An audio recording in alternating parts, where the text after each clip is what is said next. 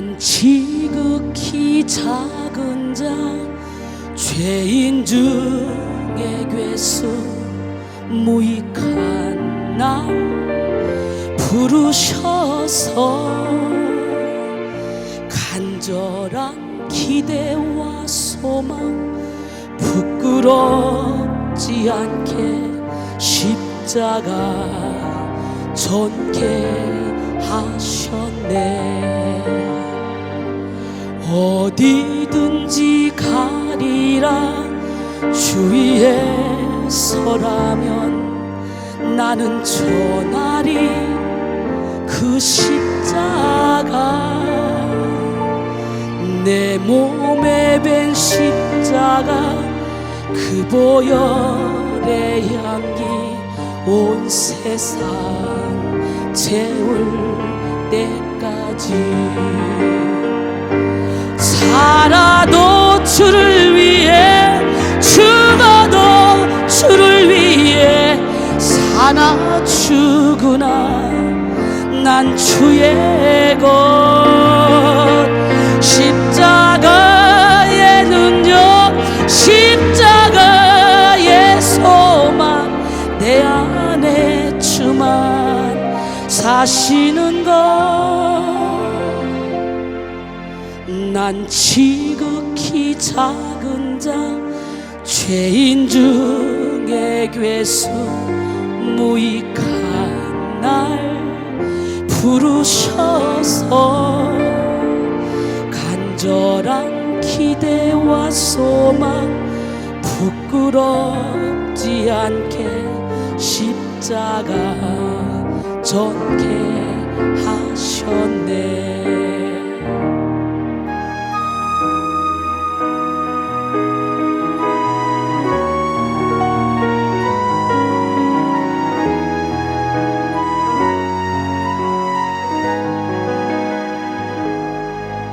난 지극히 작은 자 죄인 중에 괴수 무익한 날 부르셔서 간절한 기대와 소망 부끄럽지 않게 십자가 전개하셨네. 어디든지 가리라 주위에 서라면 나는 전하리 그 십자가. 내 몸에 밴 십자가 그 보혈의 향기 온 세상 채울 때까지 살아도 주를 위해 죽어도 주를 위해 사나 죽으나 난 주의 것. 십자가의 능력 십자가의 소망 내 안에 주만 사시는 것.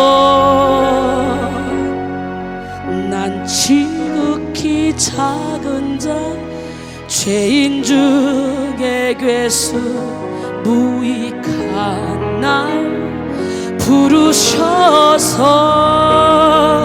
간절한 기대와 소망 부끄럽지 않게 십자가 전개하셨네.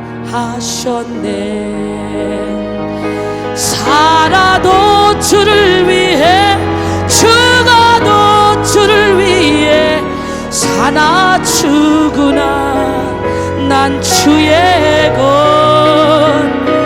십자가의 능력 십자가의 소망 내 안에 주만 사시는 것.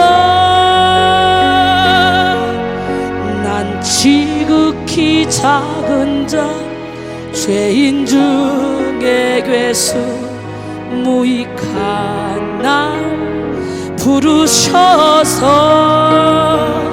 간절한 기대와 소망 부끄럽지 않게 십자가 전케 하셨네. 내 사랑 나의 십자가.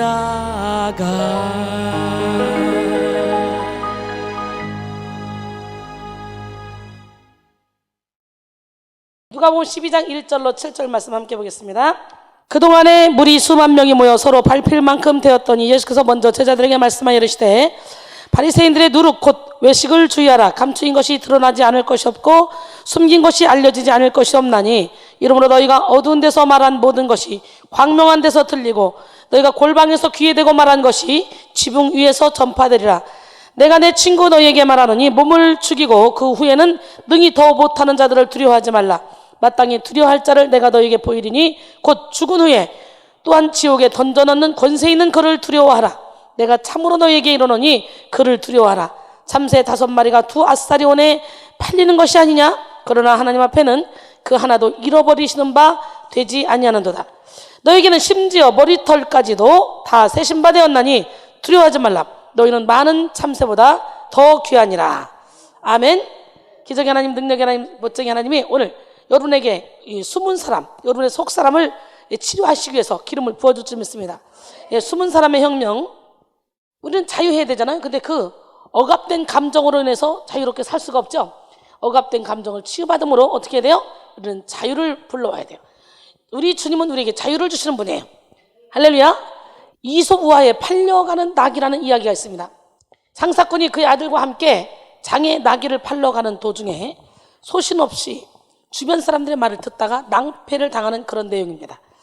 처음에는 아버지하고 아들이 나란히 부자가 나귀를 끌고 걸어갔습니다. 그래서 사람들이 나귀를 그냥 두고도 걸어가는 사람들을 보면서 아유, 저 멍충이들 어떻게 나귀를 안 타고 저렇게 나귀를 끌고 가냐. 그걸 쑥거렸습니다. 그 말에 일리가 있어서 아들을 태웠습니다. 그랬더니 또 잠시 후에는 아이고, 젊은 놈이 늙은이를 섬길지도 모르고 어떻게 또 아버지가 끌게 하고 젊은 놈이 타냐. 그 말도 일리가 있어서 이번에는 아버지가 타고 아들이 또 나귀를 끌었습니다. 그랬더니 아이고, 지독스러운 노인네구만. 계속적으로 사람들이 가는 걸 보면서 말하는 거예요. 어떻게 아들을 저렇게 나귀를 끌으라고 자기가 또 타고 있냐. 이것도 일리가 있어요. 그래서 아들을 또 그 뒤에 태웠습니다. 한참 가다 보니까 이번에는요, 읍내 입구에서 사람들이 그런 거예요. 아니, 어떻게 저 작은 나귀에 2사람이나 타고 다니냐. 참 나귀를 참혹하게 부리는 사람이다. 차라리 나귀를 그냥 메고 가시오. 충고했습니다. 그 말도 일리가 있어서 장대를 만들어서 나귀에 다리를 묶어서 장대에 걸고 아버지와 아들이 걸고 갑니다. 근데요, 이 모습을 본 사람들이 깔깔거리고 웃습니다. 웃으니까 나귀가 놀래가지고 막 버둥거리다가 장대가 부러졌어요. 나귀는 냇가를 건너는 중에 나귀는 그냥 물에 빠지고 말았습니다. 그 이후에 장사꾼은 모든 사람의 마음에 들려고 하다가 한 사람의 마음에도 들지 못했을 뿐만 아니라 귀중한 나귀까지 잃고 말았구나 라고 깨닫게 되었습니다. 그래서 원통했어요. 원통하게 살지 마셔요. 여러분, 착한 컴플렉스라는 말이 있죠. 그러고 보면 이 부자는 진짜 착한 아들이고 착한 아버지네, 그지? 사람들이 하는 말에 그냥 움직이는 거예요. 착한 컴플렉스는 다른 사람으로부터 착한 사람이라는 평가를 얻기 위해서 내면의 욕구나 소망을 억압하는 말과 행동을 반복하는 심리적 컴플렉스를 뜻합니다. 착한 사람 컴플렉스에 빠진 사람들은 다른 사람에게 인정받아야 된다. 그래서 인정받는 것에서 자기 존재감을 느끼는 인정 중독에 빠진 사람들이죠. 착한 사람 컴플렉스에 빠진 사람들은 타인의 인정을 구하기 위해서 자기 감정을 억누릅니다. 그리고 억지로 자신을 상대방에게 맞춰주려고 합니다. 그래서 그들은 거절하는 것을 힘들어하고 누군가가 자신을 인정해주지 않으면 그 상황을 견디지 못합니다. 웃기 싫어도 웃고 하기 싫어도 억지로 하면서 사람들로부터 착한 사람이라는 칭찬을 받기를 원하죠. 그래서 일반적으로 착한 사람 컴플렉스에 빠진 사람들은 많은 사람들에게 정말 착하다고 인정을 받으며 원만한 삶을 살아가는 것처럼 보입니다. 그러나 이 사람들의 이 영혼은요, 건강하지 못해요. 마음 역시 평안하지 못합니다. 계속적으로 알 수 없는 분노, 우울감이 생기게 되고 신경쇠약, 피해 망상까지 동반한 절망감에 빠질 수도 있습니다. 사람들의 인정을 구하기 위해서 자기 감정을 억압하며 살아왔기 때문에 착한 사람 콤플렉스는 어린 시절 때부터 생겨나는 경우가 많습니다. 선천적으로 품성이 온순할 수도 있지만 대부분 착하다고 평가받는 아이들의 이 속은 겉보기와는 전혀 다릅니다. 착하다는 평가를 듣기 위해 아이는 갈등을 줄여야 하므로 자신의 의지를 무조건 다 접으려고 하죠. 거부해야 될 그 상황에 네라고 말함으로써 자기 자신과는 갈등하게 되고 그리고 분노와 억울함 등을 마음에 쌓아두게 되죠. 그리고 이것이 한계에 다다라 폭발하면 어떻게 돼요? 나쁜 사람으로 돌변하게 되죠. 대체적으로 착한 컴플렉스에 걸린 사람들이 우울증에 잘 걸립니다. 우리 교회는 우울증 환자들이 많이 오죠. 대부분의 부모들은 그러죠. 우리 아들은요 한 번도 속을 썩여본 적이 없어요. 우리 아들은 한 번도 부모 말에 거역해본 적도 없어요. 그런데 어떻게 이상하게 여기 와서 이렇게 은혜 받다가 왜 이러는지 모르겠어요. 이해가 안 가요. 나도 이해가 안 가요. 이런 사람이 있는가 하면 어떻게 우리 이렇게 착한 아들이 갑자기 난폭해져서 우울증에 걸렸는지. 그래서 내가 그 우울증 걸린 아들을 데려왔어요. 주로 그런 말을 많이 합니다. 부모님은 모르게 부모 앞에서는 잘 보이고 착한 사람처럼 보이지만 눌러놨던 것은 언젠가는 누구한테든 폭발하게 돼 있어요. 그 사람은 마음에 쌓은 선에서 선을 내고 마음에 쌓은 악에서 악을 내기 되기 때문이죠.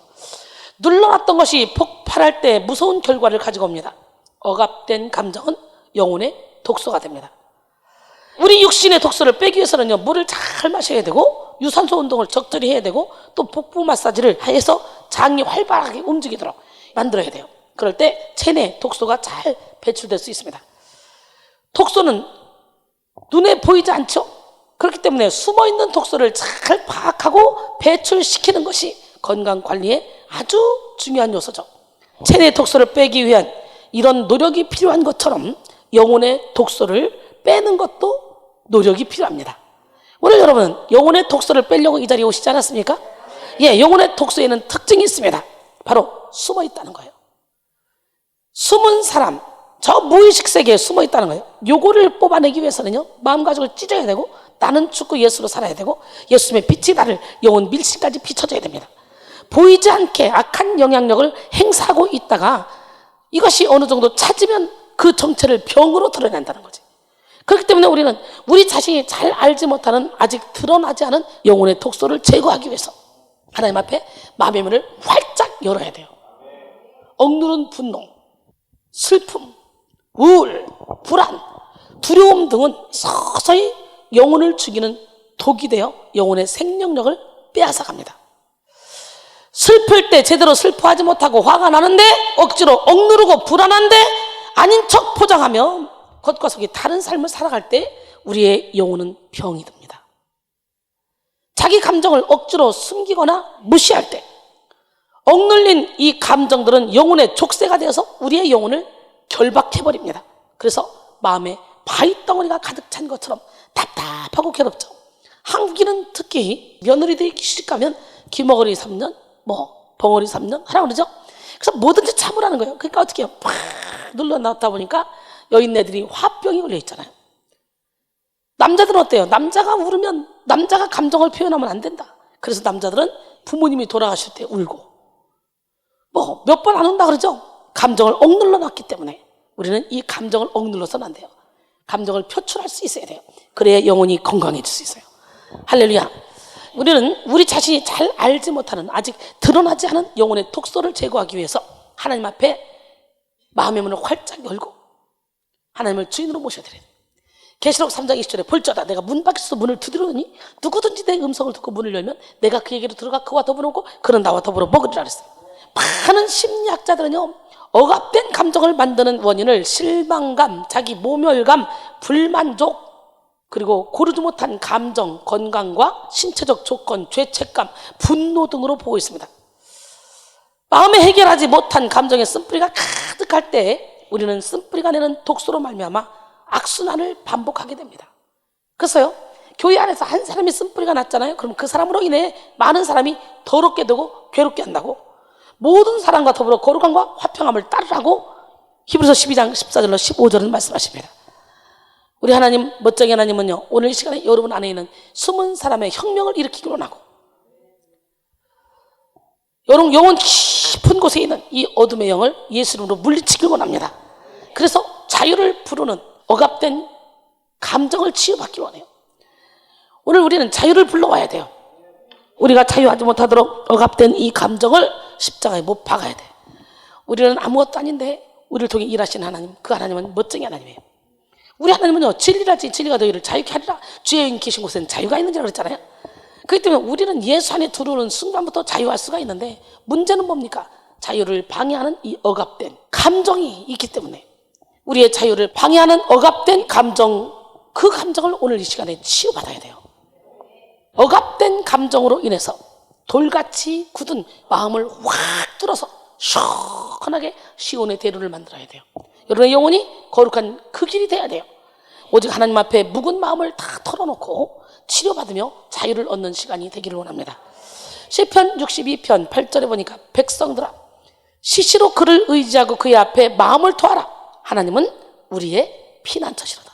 여호와를 피난처로 삼고 지존자를 거처로 삼으면 우리가 어디를 가든지 하나님께서 여호와의 사자를 보내서 우리가 넘어져도 발이 돌에 부딪히지 않도록 우리를 지켜주시겠다고 시편 91편 9절로 12절은 말씀하십니다. 할렐루야. 나의 피난처 되신 주님을 우리 온몸으로 찬양합시다.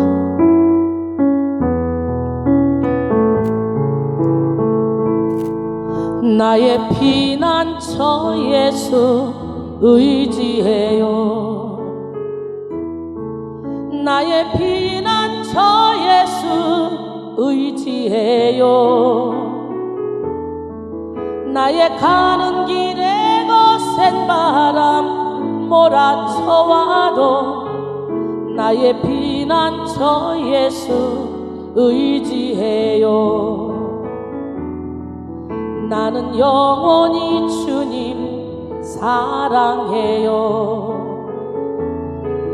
나는 영원히 주님 사랑해요. 세상 어떤 것도 나의 사랑 끊을 수 없네. 나는 영원히 주님 사랑해요. 아버지 나를 사랑하시니 나의 모든 것 주께 드려요. 아버지 내가 여기 있으니 주님 영광 위하여 써주세요.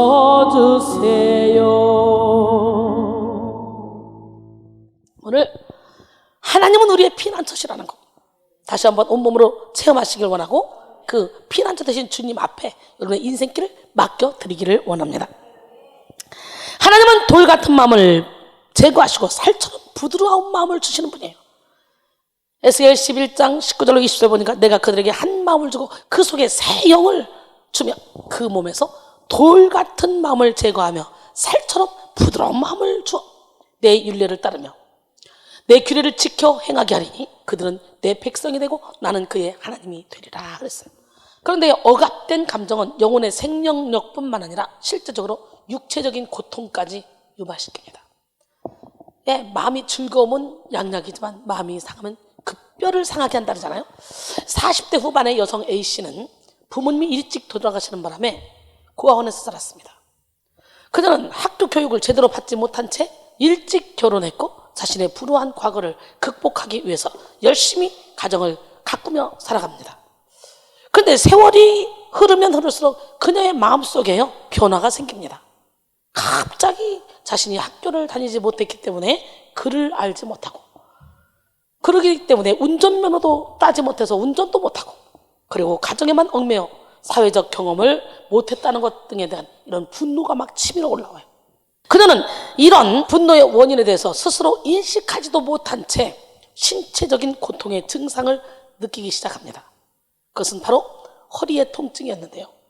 오랫동안 허리 통증으로 고생하다가 수술까지 했으나 또 재발하고 맙니다.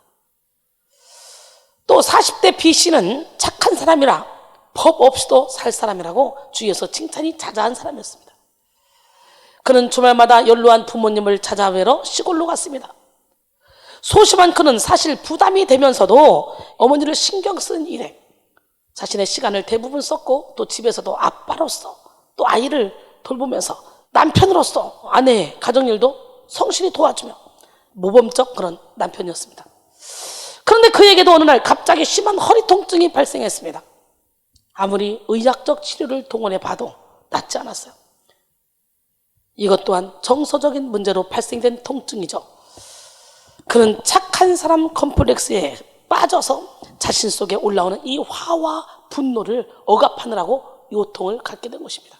이처럼 억압된 감정은 우리의 영혼뿐만 아니라 육신까지 고통스럽게 하고 파멸시킵니다. 억압된 감정의 방어기제로 신체의 일부에 통증을 유발하는 것을 TMS 통증이라고 합니다. 환자들은 자신의 억압된 감정에 대해서 방어하는 방법으로 자신의 주의를 무의식에 억압된 감정 이외의 것에 돌리려 하는데요. 이것은 일종의 위장술이라고 할 수 있고 또 주의의 분산이라는 표현을 쓸 수도 있습니다. 이로 인해 통증이 유발되는데 이런 통증은 미세한 산소 공급의 통제로 인한 것입니다. 지난 30년 동안 미국에서는 허리, 목, 어깨, 머리의 통증이 유행병처럼 번져갔다고 합니다. 이것은 억압된 감정이 그 실체를 드러내지 않고 숨기고 사람들이 눈치채지 못하게 하도록 통증이라는 형태로 위장해서 나타난 훌륭한 위장술의 결과였던 것이죠. 더욱더 억압된 감정일수록 TMS 통증도 심각해집니다. TMS처럼 억압된 감정에 대한 회피로 작동하는 신체 질환들에는 위궤양, 틈새 탈장, 경련성 결장, 과민성 대장 증후군, 건초혈, 천식, 전립선염, 긴장성 두통, 편두통, 습진, 마른 버짐, 여드름, 발진, 어지럼증, 이명, 빈뇨 등 여러 가지가 있다 그러죠. 이 시간 치료에 그런 데서는 하나님께 여러분의 무의식을 붙잡고 있는 모든 억압된 감정을 치유받아 영혼육의 강건함을 얻는 시간이 되기를 원합니다. 억압된 감정은 시간이 오래 지났다고 해서 해소되는 것이 아니에요. 많은 사람들이 시간이 약이다, 세월이 약이다, 시간이 지나면 다 해결될 거다, 다 잊혀질 거다 이렇게 말하면서 부정적인 감정들을 억누른 채로 버티지만 시간이 해결해 주지 못하는 것이 있습니다. 억눌린 감정은 오히려 부정적인 방향으로 팽창한다는 거예요. 제대로 표출되지 못한 슬픔은 이내 분노가 되고 쌓인 분노는 우울이 되며 깊어진 우울은 파멸을 불러오는 절망으로 나타나게 됩니다. 억압된 감정을 방치하는 기간이 오래되면 오래될수록 내면은 심하게 부패되고 영적 성숙과 성장의 길을 잃어버리게 된다는 거죠. 그래서 무슨 일만 있으면 어린아이로 퇴행하는 그런 모습을 보이기도 하고 잠재된 깊은 슬픔을 자각하지 못한 채 무기력한 삶을 살게 되기도 합니다. 겉사람은 외식에 옷을 입어서 화사하게 웃고 있고 행복한 표정을 짓고 있다 할지라도 이 숨은 사람인 영혼은 생명력을 잃고 죽어가게 되는 것입니다. 자기 감정을 억누르는 데 익숙해져서 영혼이 병든 사람들은요, 마침내 자기 감정을 잃어버리는 상황에 처하게 됩니다. 슬퍼도 슬픈지 모르고 괴로워도 괴로운지 모르며 아파도 아픈지 모르는 무감각의 상태에 빠지게 된다는 거죠. 마태복음 11장 16절로 17절 이 세대를 무엇으로 비유할까? 비유하건대 아이들이 장터에 앉아 제 동물을 불러 이르되 우리가 너희를 향하여 피리를 불어도 너희가 춤추지 않고 우리가 슬피 울어도 너희가 가슴을 치지 아니하였다함과 같도다 그랬어요. 오늘 우리는 오랜 시간 억압되어 감추인 이 감정은 악한 영들의 요새가 된다는 걸 깨닫고 억압된 감정을 드러내어 치료받아야 돼요. 어둠의 영들은 숨겨놓은 분노 속에 집을 짓고 억누른 우울과 슬픔 속에 둥지를 틀어서 자신들의 세력을 확장해 나갑니다. 억압된 감정 속에 자리 잡은 어둠의 영들은 마치 벽장 속에 숨겨놓은 괴물처럼 평소에는 잘 드러나지 않습니다. 하지만 억압된 감정은 인생의 그 결정적인 순간에 폭발적인 그런 위력으로 터져 나오게 돼 있어요. 사람은 마음에 쌓은 선에서 선을 내고 마음에 쌓은 악에서 악을 냅니다. 억압된 감정 눌러놓은 거 어느 순간에 폭발할 때가 온다는 거죠. 통제할 수 없는 분노로, 이길 수 없는 우울로, 견딜 수 없는 불만으로 폭발해서 내면 세계를 싹 다 무너뜨리고 인간관계를 무너뜨리며 일과 가정 그리고 인생을 파멸로 끌고 갑니다. 또 우울증, 공황장애, 대인기피증, 정신분열증 등등 같은 정신질환에 걸리게 하고 각종 중독에 빠지게 하며 어둠의 영의 수하가 되어 자기 죄를 먹고 토하는 그런 삶을 살게 합니다. 잠언 26장 11절에 보니까 개가 그 토한 것을 도로 먹는 것 같이 미련한 자는 그 미련한 것을 거듭 행하느니라 그랬어요. 또 억압된 감정 속에 또아리를 틀고 역사하는 이 어둠의 영들은요, 드러나지 않을 때에도 집요하게 활동하여 왜곡된 인격, 지나친 패배의식, 과도한 신경증 혹은 굳어진 심령을 갖도록 만든다는 거예요. 오늘 우리는 억압된 감정 속에 구축된 모든 사탄의 견고한 진을 무너뜨려야 돼요. 그러기 위해서는 우리의 모든 생각을 사로잡아 그리스도께 복종시켜야 돼요. 억압된 감정은 그 내용이 어떤 것이든 언젠가는 반드시 표출되게 되어 있습니다. 의식적으로 표출될 수도 있지만 대부분은 무의식적으로 표출됩니다. 오늘 본문 말씀처럼 감추인 모든 것은요 반드시 드러나게 되어 있어요. 오늘 본문 말씀 누가복음 12장 2절로 3절 보니까 감추인 것이 드러나지 않을 것이 없고 숨긴 것이 알려지지 않을 것이 없나니 이러므로 너희가 어두운 데서 말한 모든 것이 광명한 데서 들리고 너희가 골방에서 귀에 대고 말한 것이 지붕 위에서 전파되리라 그랬어요. 감추인 것이란 바리새인의 외식 속에 숨겨진 부패함을 가리킵니다. 감추인 것이 뭐라고요? 감추인 것은 바리새인들의 외식 속에 숨겨진 부패함을 가리키는 거예요. 그리고 감추인 것의 뜻은 뭐냐? 덮다라는 뜻과 함께 있는데 대충 덮은 것이 아니라 덮을 수 있는 모든 요소를 완벽하게 덮다라는 의미를 담고 있습니다. 즉 본문에서는 예수께서 바리새인들의 위선을 매우 철저한 위장으로 표현하고 있는 것입니다. 그러나 아무리 철저한 위장이라도 결국 하나님 앞에서는 다 드러날 수밖에 없음을 우리는 알고 있습니다. 그래서 오늘 여기서 감추인 것이 드러나지 않을 것이 없이 다 드러난다는 거예요. 오늘 시간에 억압된 모든 감정도 하나님 앞에서는 다 드러날 수밖에 없어요. 할렐루야. 억압된 감정이 의식적으로 드러난 경우에는 그리 많지 않습니다. 억압된 감정은 대부분 자기도 모르는 사이에 인식하지 못하는 방법을 통해 무의식적으로 드러납니다. 무의식적으로 표출된 감정은요 폭발한 화살처럼 무서운 파괴력을 가집니다. 억압된 감정으로 인해서 폭발하여 사랑하는 사람에게 돌이킬 수 없는 그런 상처를 주기도 하고 지금껏 공들인 일을 수포로 돌아가게 하는 일을 저지르기도 합니다. 또 무의식적으로 표출된 감정은 자기도 모르는 사이에 속죄양을 찾는 고약한 특성이 있습니다. 이를 심리학에서는 뭐라고 하냐? 투사. 종로에서 뺨 맞고 한강에서 눈을 긴다라는 말처럼 이 무의식적으로 표출된 감정은 자기도 모르는 사이에 속죄양을 찾고 있는 거예요. 이 화풀이를 할 사람, 다른 대상을 향해 자신의 억눌린 감정을 해소시키려고 하는 것이죠. 예를 들어 남편 때문에 크게 상처받은 아내가 자신의 감정을 제대로 드러내지 못했을 때 아이들은 희생양으로 그냥 속죄양으로 아이들을 삼게 되는 거예요. 폭발할 데가 없으니까 희생양으로 속죄양으로 삼는 거지. 이런 경우 남편을 향해 있던 억눌린 감정이 아이에게 투사되어 과도하게 아이들을 공격하고 비난하며 정죄하기도 하죠. 이럴 때 자녀들은요 억울한 처사라 여기면서 감당할 수 없는 공격 앞에 돌이킬 수 없는 상처를 받게 됩니다.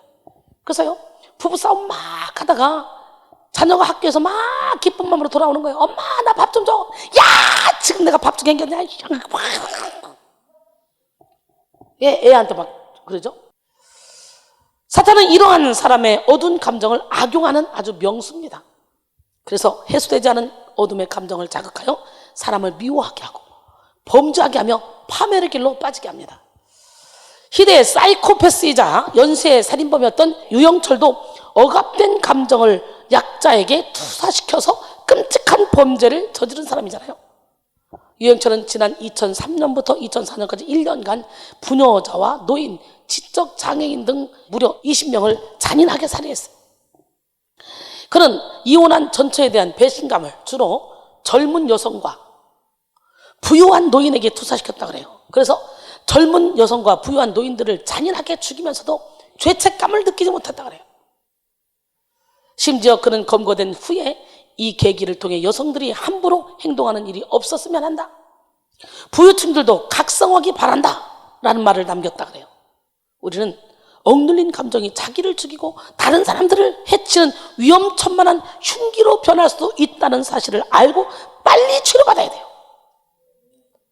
억압된 감정을 외면하고 방치하고 해서는 안 돼.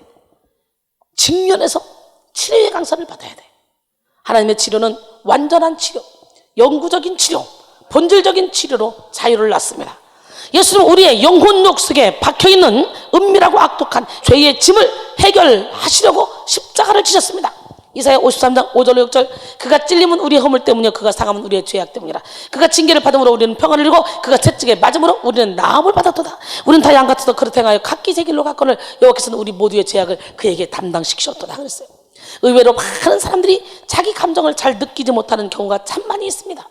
여러분, 어린 시절 받은 상처로 인해 감정을 억압하다 보니까 슬픈 감정이든 기쁜 감정이든 감정을 느끼지 못하고 표현하지도 못하는 사람들이 참 많죠. 감정이란 하나님이 다른 짐승에게 주시지 않고 오직 인간에게만 주신 거예요. 선물의 선물. 그러므로 다른 어떤 것보다도 감정을 느낀다는 것이 축복입니다. 반대로 감정을 느끼지 못한다는 것은 아주 심각하게 영혼이 병들었다는 증거입니다. 억압된 감정 중에 슬픔의 감정이라는 것은 아주 깊이 치유받아야 할 부정적인 정서죠. 슬픔의 감정을 오늘 치료받읍시다. 사실 슬픔을 승화시키면 아름다운 예술 작품이 되기도 하는데요. 그러나 이 슬픔이 변질된 수많은 파편들이 얼마나 인간을 불행하게 빠뜨리는지 이루 다 말할 수가 없습니다. 사람들은 너무나 심한 고통의 기억, 슬픔의 기억에 대해서 억압하는 경향이 있어요. 그 슬픔에 함몰되어 버릴 것 같은 두려움 때문에 아예 슬픔을 느끼지 못하는 상태로 자신을 묶어두는 것이죠. 그러나 여러분, 억압된 감정을 치유하기 위해서 반드시 슬플 때 슬퍼할 줄 알아야 돼요. 기쁠 때 기뻐할 줄 알아야 돼요. 할렐루야. 우리 자신 속에 있는 상처로 인해서 슬펐던 감정들, 그 아팠던 감정들을 발견하고 인정하고 다 드러내서 직면해서 예수의 사랑으로 털어내야 돼요. 슬픔을 슬퍼하지 못할 때 분노가 쌓입니다. 슬픈데 슬퍼하지 못해 분노가 쌓여요. 우울이 생깁니다. 이러한 억압된 감정이 우리의 영혼을 무섭게 찢어놓죠. 이런 억압된 감정을 치유받기 위해서 우리는 우리 자신의 내면의 이야기에 대해서 진심으로 귀를 기울일 수 있어야 돼요. 내 속사람이 지금 뭐라고 말하고 있는지 내 속사람의 소리를 들을 수 있어야 돼요. 가면을 빨리 벗고 가식을 빨리 벗고, 사실 사람이 이야기를 들어주는 데는 한계가 있죠. 그래도 내가 속마음을 털어놓을 사람 한 명만 있다. 그렇다면 우리는 우울증 정신병 안 걸린대요. 그 때문에 여러분 좋은 친구, 믿음의 동력자를 많이 만들길 원해요. 그러나 인간은 신이 아니기 때문에 결국은 배신 때릴 수도 있어. 그래서 우리는 오로지 예수님을 주인으로 모시고 예수 안에서 살아야 돼요. 우리 하나님은 누구 하나님? 인간에게 아무리 풀어도 인간은 인간일 뿐이야. 한계가 있습니다. 이 시간 인간의 모든 슬픔을 온몸으로 느끼시고 또 십자가에서 그 슬픔의 문제를 해결하신 예수 그리스도 앞에 나아가시기 바랍니다. 괜찮은 척, 슬프지 않은 척, 거룩한 척, 척 사랑하는 척, 이 척을 내려놓고 슬픈 마음 그대로, 고통스러운 마음 그대로, 병든 마음 그대로 십자가 앞에 나오십시오. 이 시간 하나님의 치료의 광선이 여러분의 숨은 마음까지 도달하여 숨은 사람의 완전한 치료가 일어나기를 소원합니다. 마음의 자유, 감정의 자유가 이루어지고 영혼의 자유에 도달하는 여러분의 영혼이 되기를 원합니다. 할렐루야. 하나님이 원하시는 제사는 상한 심령이잖아요. 상한 심령의 제사. 상한 심령을 가진 그 모습 그대로 여러분 하나님 앞에 나오면 하나님은 여러분의 모든 상한 심령을 어루만져 주시고 고쳐주시고 싸매주시고 여러분의 영혼육의 모든 질병을 깨끗하게 고쳐서 진리하는 자유 가운데 거하게 만들어 줄 줄 믿습니다. 상한 마음을 주께서 절대로 멸시하지 않는다 그랬어요. 그런데도 불구하고 사람들은 이것을 믿지 못합니다. 좀 더 나은 모습, 좀 더 멋진 모습, 좀 더 장한 모습, 하나님 보시기에 이 정도 하면 하나님이 잘했다 그럴걸? 막 그런 모습으로 하나님께 나가야 된다고 생각해요. 그러나 하나님은 건강한 자에게는 의원이 쓸데없고 병든 자에게나야 의원이 쓸데 있다고 마가복음 2장 17절에 말씀했어요. 또 로마서 5장 8절에 보니까 우리가 아직 죄인 되었을 때 그리스도께서 우리를 위하여 죽으심으로 하나님께서 우리에 대한 자기의 사랑을 확증하셨느니라. 하나님이 받으시는 사람은 자신을 꾸미지 않는 사람이에요. 있는 모습 그대로 하나님께 내어드리는 사람이에요. 눈을 들어 주님을 보십시오. 그리고 참된 자유는 예수님밖에 없다는 걸 깨닫기를 바랍니다.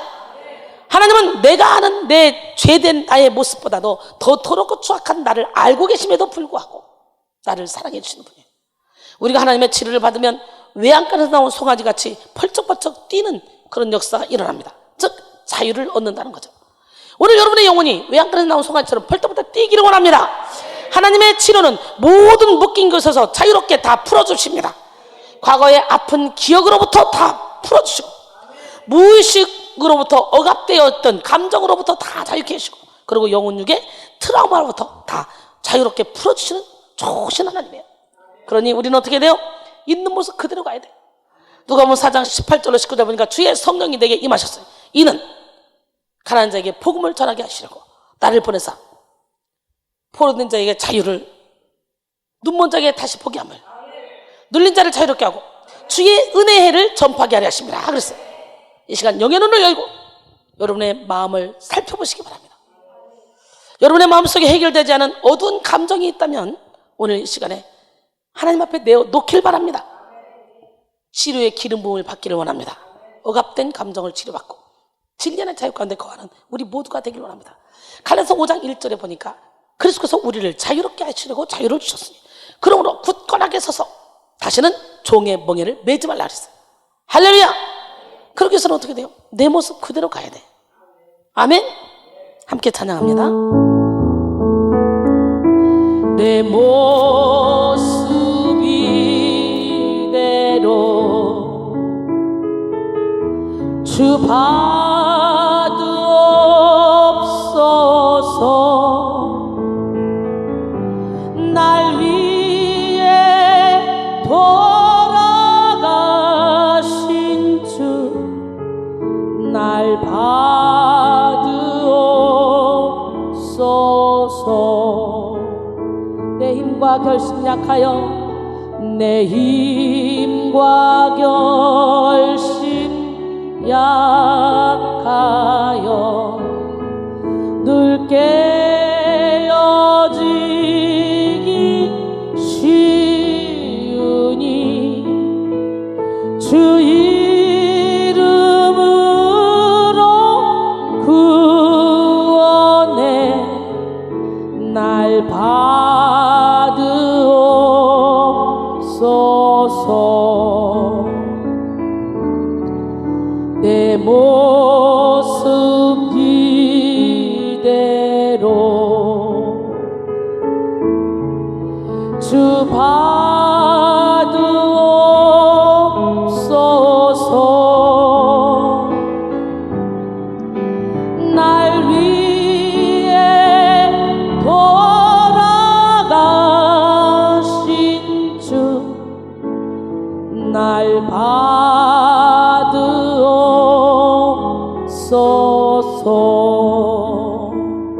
나 주의 도움 받고자 나 주의 도움 받고자 주 예수님께 빕니다. 그 구원 허락하시사 날 받으옵소서. 내 모습 이대로 주 받으옵소서. 날 위해 돌아가신 주 날 받으옵소서.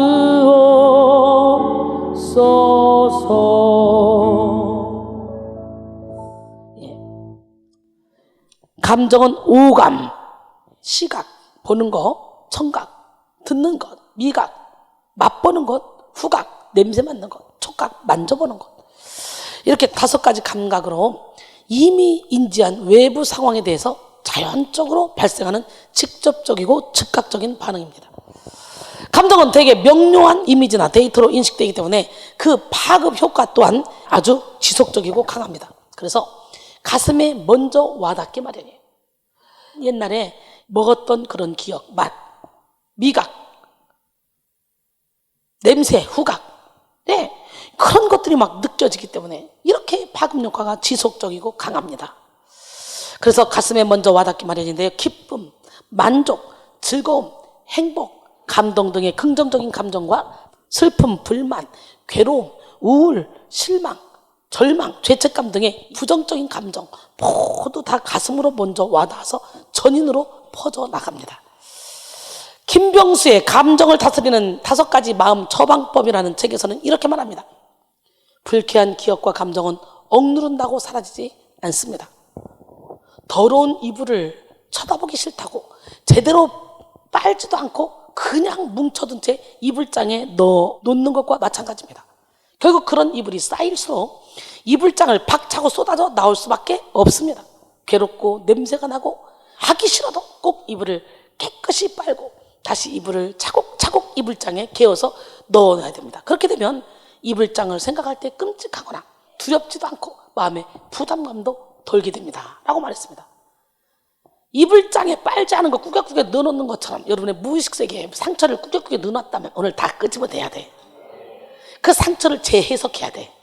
응? 상처의 기억을 재해석해서 예수님의 마음으로 그 상처를 재해석하면 용서되지 못할 게고 이해되지 못할 게고, 그래서 그 상처가 눈앞에 보여도 혈기가 안 나는 거야. 옛날에 내가 변화되지 못했을 때 받았던 상처, 그 사람이 변화되지 못했을 때 내게 주었던 상처, 그건 뭐 마귀 장난인데 마귀가 뭔 짓을 못하겠어. 그렇게 이해하고 들어가면 그것이 전혀 내게 상처로 다가오지 않는 거예요. 한마디로 내면이 강건해지는 것이죠. 조나단 에드워즈는 믿음은 사랑의 법칙에 따라 일어난다. 믿음의 행동은 믿음이 정서적이고 의지적인 측면에 종속되며 성화된 순종의 행위가 믿음의 핵심이다 라고 말했습니다. 그러므로 건강한 영혼을 가진 사람은 건강한 감정을 소유하고 감정으로 인한 풍성한 인생을 누리게 됩니다. 그러므로 우리는 부자연스러운 감정 표현, 무감각한 감정 인식, 과도하거나 치우친 감정 표현을 통해 영혼이 손상된 정도를 가늠해 볼 수가 있습니다. 지나치게 부정적인 감정에 몰두해서 슬픔과 우울, 비관과 절망에 갇혀 사는 것은 영혼이 병들었다는 증거가 됩니다.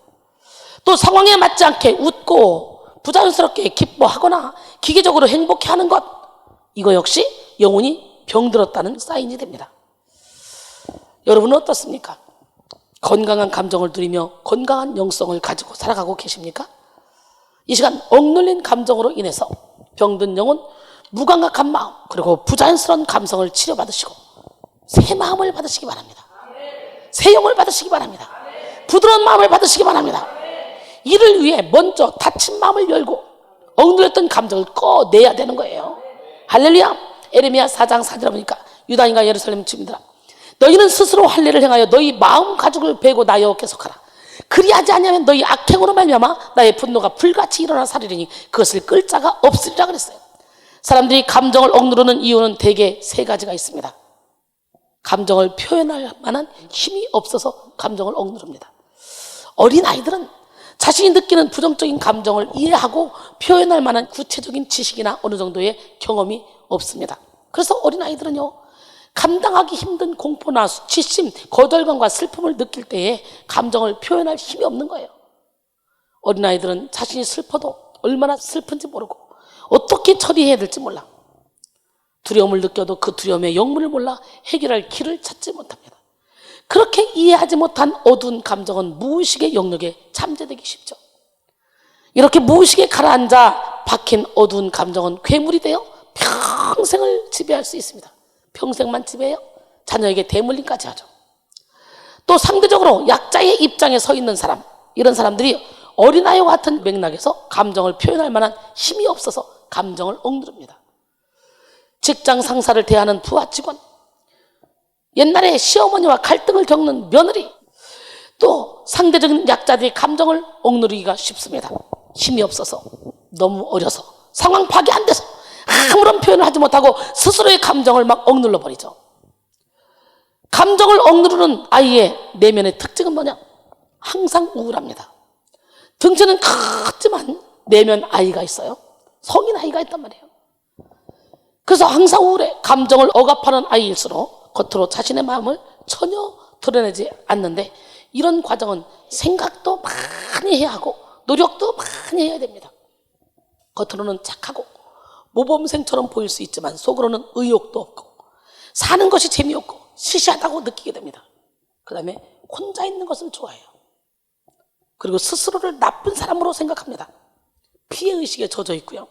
다른 사람의 눈치를 많이 보게 되고요. 반항적이고 난폭하게 변합니다.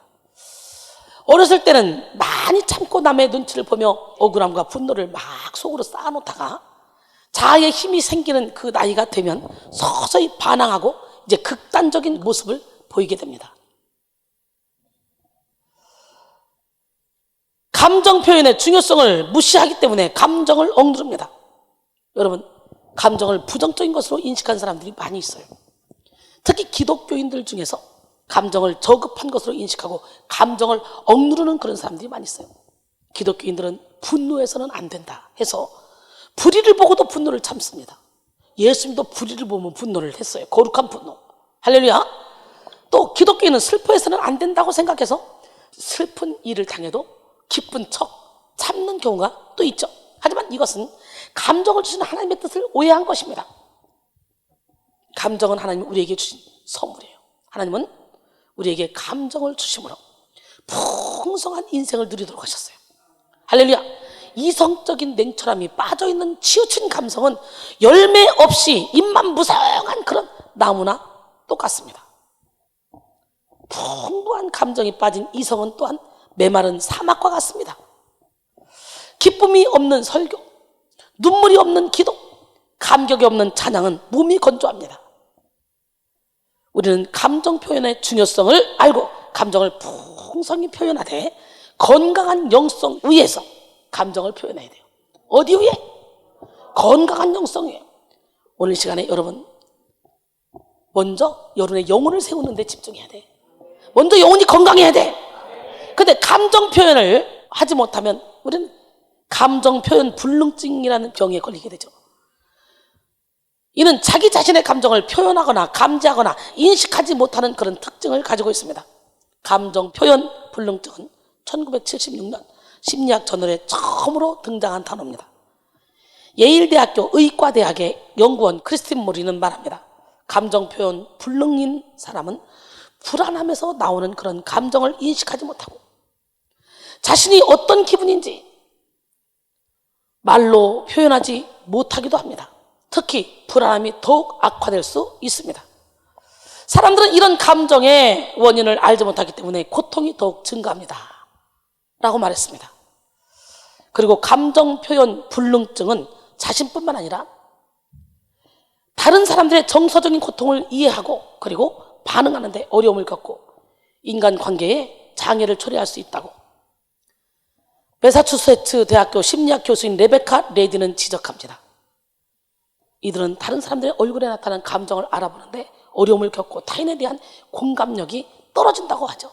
우리는 얼굴 표현만 딱 봐도 그 사람의 영적인 상태를 읽을 수 있는 공감 능력이 있어야 돼요. 소통의 은혜가 있어야 돼요. 속 사람의 얘기를 들을 수 있어야 돼요. 그런데 문제는 뭐냐? 본인들 자체도 감정을 억눌러놔서 자기의 속 사람의 얘기를 못 듣는다는 거예요. 오늘 마음의 눈을 열어서 여러분 자신을 보시길 원합니다. 우리는 감정을 분별해야 돼. 건강한 웃음과 병든 웃음, 거룩한 분노와 악한 분노를 분별할 줄 알아야 돼. 할렐루야. 복된 슬픔과 어두운 슬픔을 분별해야 됩니다. 성령으로 말미암아 주시는 그런 기쁨과 악령으로 말미암은 기쁨도 분별해야 돼요. 그리고 건강한 웃음으로 삶에 긍정적인 에너지를 채워야 돼요. 삶에 뭘 채워야 돼? 건강한 웃음으로 삶에 긍정적인 에너지를 채우고 거룩한 분노로 하나님의 뜻을 이루며 복된 슬픔으로 죄를 애통하며 하나님이 기뻐하시는 삶을 살아가야 될 줄 믿습니다. 마태복음 5장 4절에 애통하는 자는 복이 나니 그들이 위로를 받을 것이며 할렐루야. 복된 슬픔은 죄를 회개하는 슬픔, 이웃의 고통에 함께 아파하는 슬픔, 거룩함과 진리를 향하는 그런 슬픔, 그런 슬픔이 복된 슬픔입니다.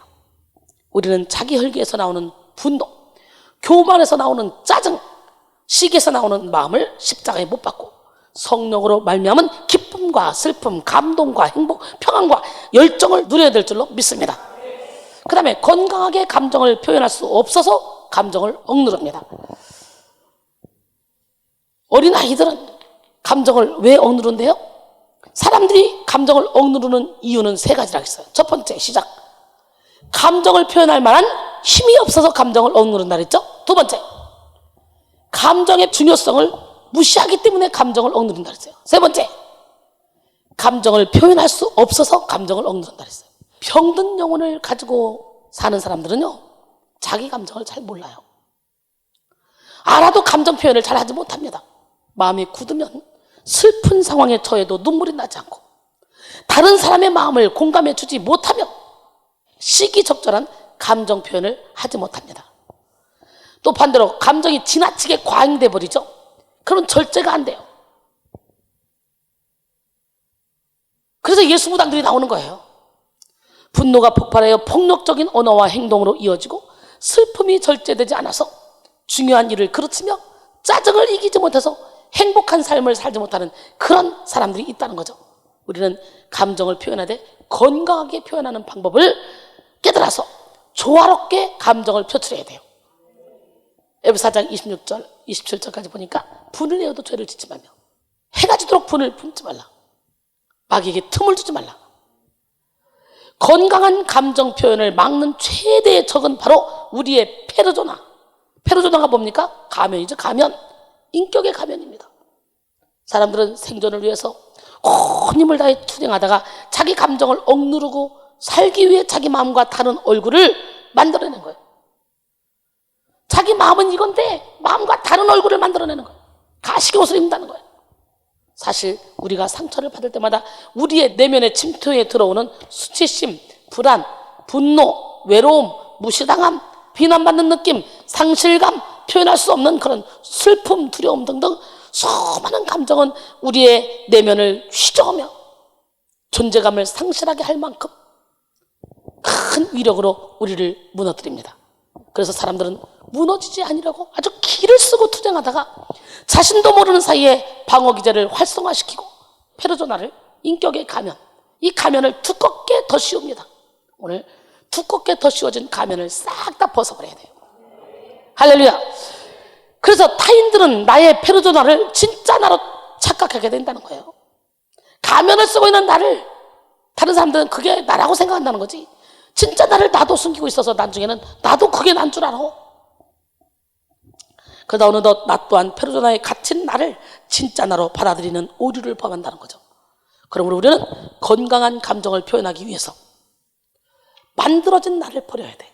정직한 자기 감정과 직면해서 하나님 앞에 나가는 우리 모두가 되기를 원합니다. 회칠한 무덤처럼 겉과 속이 다른 사람은요, 하나님의 치료를 받을 수가 없어요. 어둠의 영에 그냥 끌려다닐 수밖에 없어요. 하나님은 겉과 속이 같은 사람이다라 그러죠. 마태복음 23장 25절로 28절. 화 있을진저 외식하는 서기관들과 바리새인들이여, 잔과 대접의 것은 깨끗이 하되 그 안에는 탐욕과 방탕으로 가득하게 하노라.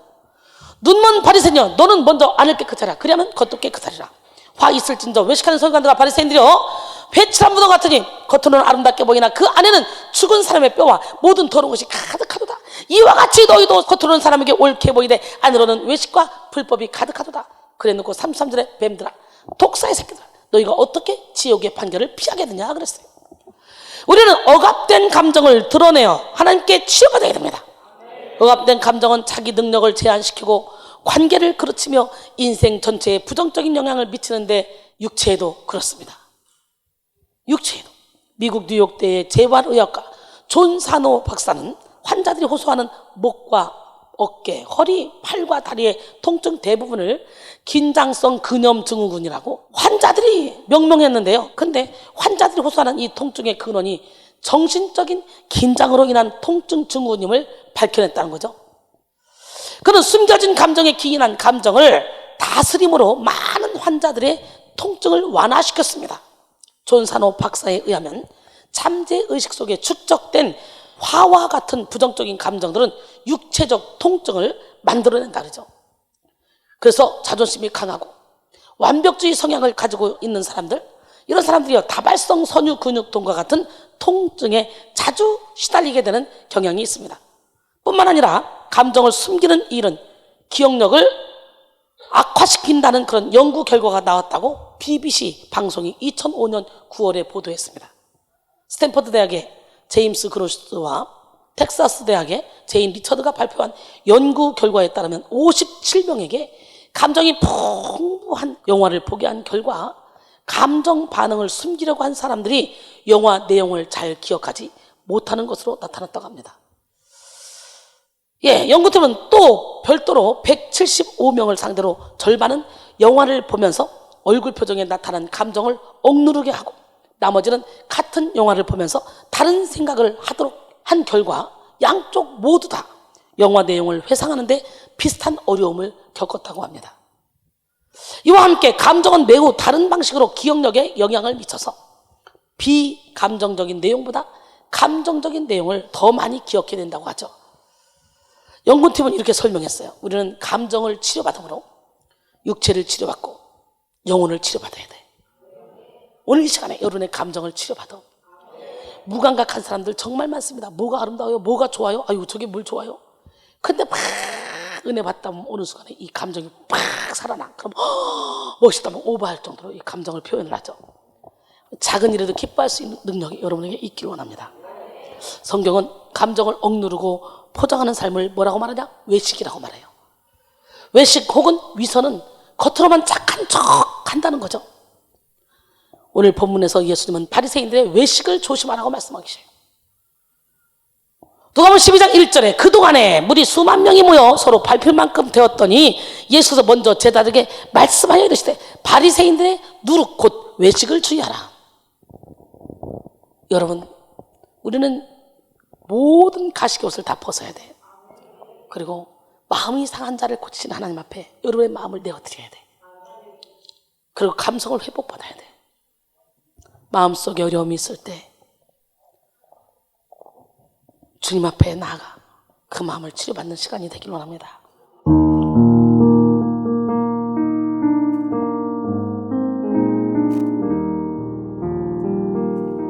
마음속에 어려움이 있을 때, 마음속에 어려움이 있을 때,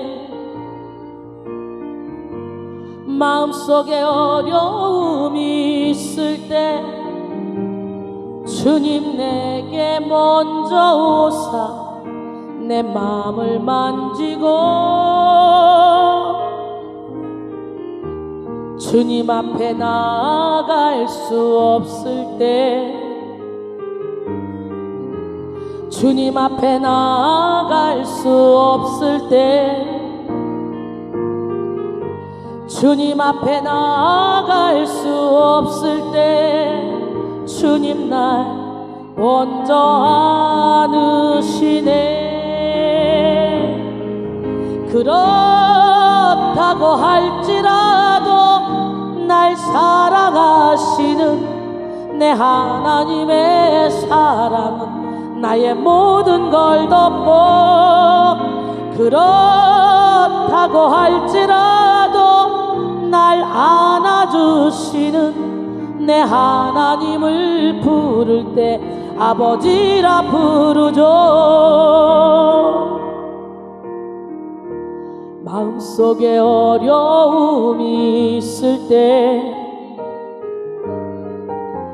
마음속에 어려움이 있을 때,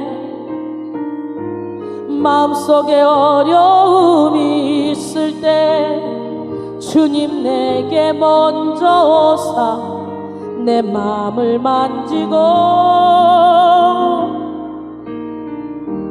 주님 앞에 나아갈 수 없을 때, 주님 앞에 나아갈 수 없을 때 주님 앞에 나아갈 수 없을 때 주님 날 먼저 안으시네. 그렇다고 할지라도 날 사랑하시는 내 하나님의 사랑은 나의 모든 걸 덮고, 그렇다고 할지라도 날 안아주시는 내 하나님을 부를 때 아버지라 부르죠. 아멘이십니까? 예, 여러분 여호와를 피난처로만 삼으면 여러분이 하늘에 올라가도 거기 계시고, 여러분이 음부에 여러분의 자리를 펴도 거기 계시고, 새벽 날개를 펴면 저 바다 끝에 거해도 거기서도 주님은 나와 함께 하십니다. 여러분과 함께 하셔요. 믿으십니까? 내 하나님 나의 기도를 들어주소서. 성령 하나님 나를 들으소서.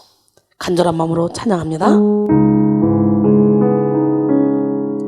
가시게 옷을 벗고 외식을 벗고 진실된 마음으로 주님께 나아가길 원합니다. 기도하는 마음으로.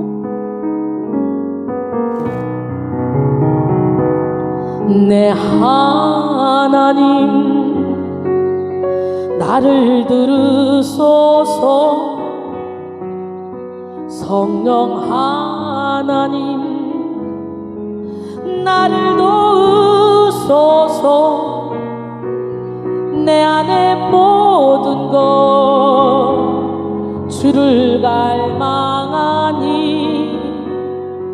내 속에 모든 것 주만 바라니다.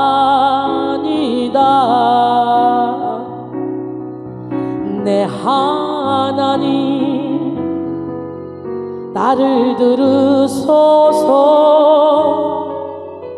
성령 하나님 나를 도우소서. 주님의 손으로 나를 건지소서. 주님의 곁으로 날 이끄소서.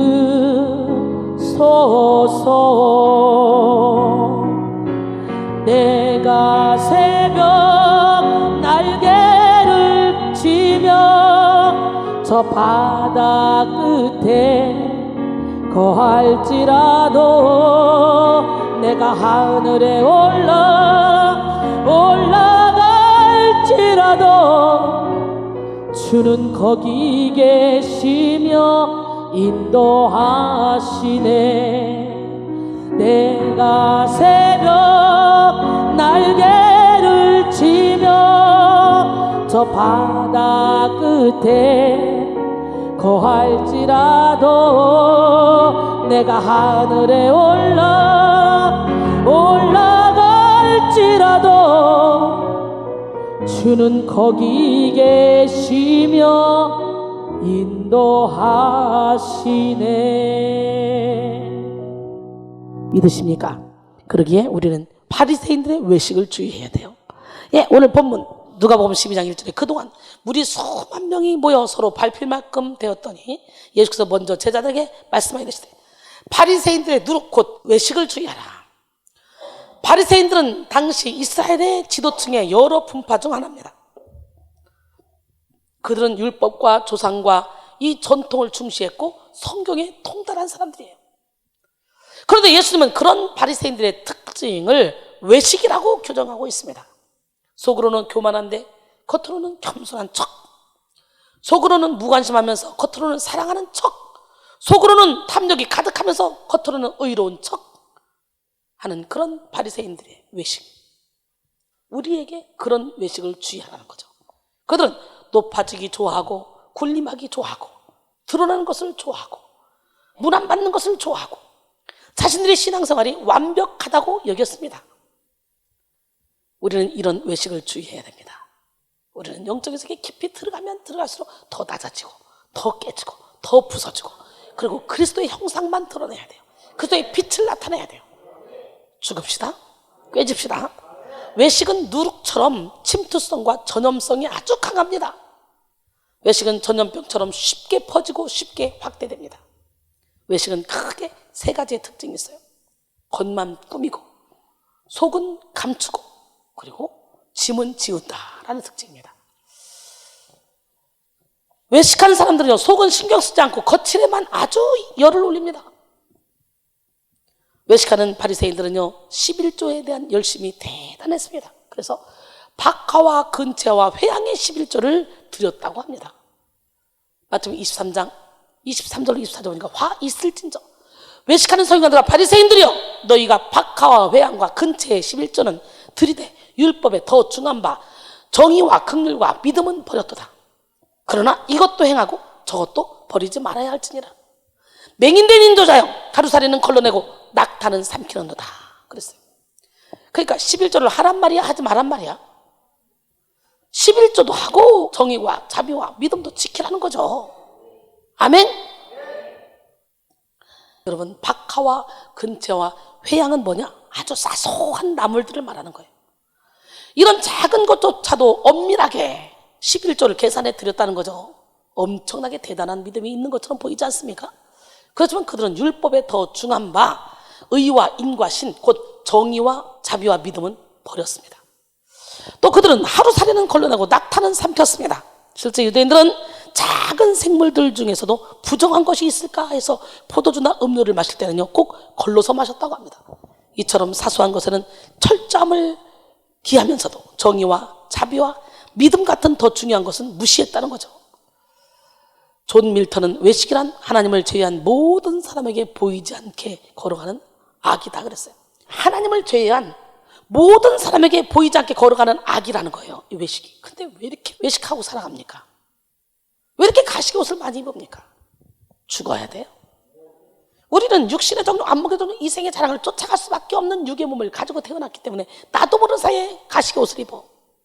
그래서 철저히 나는 죽고 예수로 살아야 돼. 매튜 헨리는 위선을 그리스도의 제복을 입고 악마의 고역을 하는 것이다 라고 말했대요.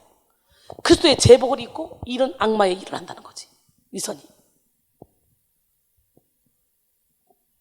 외식하는 사람들은 사람들 앞에서 체면을 중시하고 칭찬받고 인정받고 존중받는 것을 매우 중요하게 여깁니다. 그래서 겉모습을 치장하는 일에 많은 시간과 물질과 노력을 투자하죠. 아는 척, 있는 척, 깨끗한 척, 행복한 척, 괜찮은 척, 경건한 척, 대단한 척, 척척박사기를 많이 따가지고 사람들로부터 인정을 받으려고 하죠. 오늘 여러분 척척박사기를 얼마나 따셨습니까? 그거 찢어버립시다. 한번 찢어볼까요? 시작. 아는 척, 있는 척, 잘난 척, 똑똑한 척, 사랑하는 척, 예수의 피로 찢어질지어다. 할렐루야. 척척박사기를 다 찢어버려야 돼. 예수님은 그런 바리새인들의 외식이 회칠한 무덤과 같다고 말씀하셨어요. 오늘 우리는 이 회칠한 무덤을 싹 다 제끼고 그 안에 죽은 사람의 뼈와 모든 더러운 것을 예수님으로 싹 다 몰아내고 그 안에 은혜와 진리로 말씀으로 사랑이라고 평인내 자비 양선 충성 온유 절제 열매로 가득가득 채워야 됩니다. 외식은 속을 감추게 합니다. 뭘 감추게 해요? 어느 마을에 거대한 참나무 한 그루가 있었습니다. 그 나무는 마을 사람들이 자랑거리였습니다. 그것은 마을 사람들이 태어나기 훨씬 이전부터 있었고 또한 그들보다 오랫동안 살아남을 것으로 모두들 생각하고 있었습니다. 그러던 어느 날 세찬 폭풍이 나무를 반으로 쫙 쪼개고 지나갔습니다. 그러자 나무의 썩은 속이 훤히 드러났습니다. 겉으로는 힘과 장수의 상징처럼 보였지만 속으로는 병들어 죽어가고 있었던 것입니다. 스펄전 목사는 위선적 신앙을 빗대어 비 없는 구름과 같고 물이라고는 한 방울도 없는 바짝 말라버린 개울과도 같다고 말했습니다. 근데 오늘날 너무도 많은 사람들이 위선적 신앙을 갖고 있다는 거죠. 여러분들도 예외가 아니에요. 부서지고 깨지고 무너지지 않으면. 그것은 마치 연극배우가 왕의 복장으로 분장하여 무대 위를 늠름히 거닐다가 연극이 끝난 후에는 평복으로 갈아입고 가난한 자신의 삶으로 돌아가 부끄러움을 느끼는 것과 같은 것이라고 비유해서 설교했습니다. 위선자란 남에게 보이기 위해 선을 행하는 그런 사람이죠. 말과 행동이 일치하지 않을 뿐더러 명예를 사랑하고 사람들에게 존경받기를 좋아하는 그런 사람. 그리고 외양은 마치 아름답고 멋진 표지로 되어 있으나 내용은 형편없는 책들처럼 내적인 면을 소홀히 하고 외적인 면에 더욱 관심을 쏟는 그런 사람이 위선적인 사람이죠. 위선자. 예수님은 우리를 치료하시기 위해서 채찍에 맞으시고 가시관에 찔리셨습니다. 우리의 아픔을 다 이해하시는 분이에요. 또한 우리를 위해 징계 받으셨어요.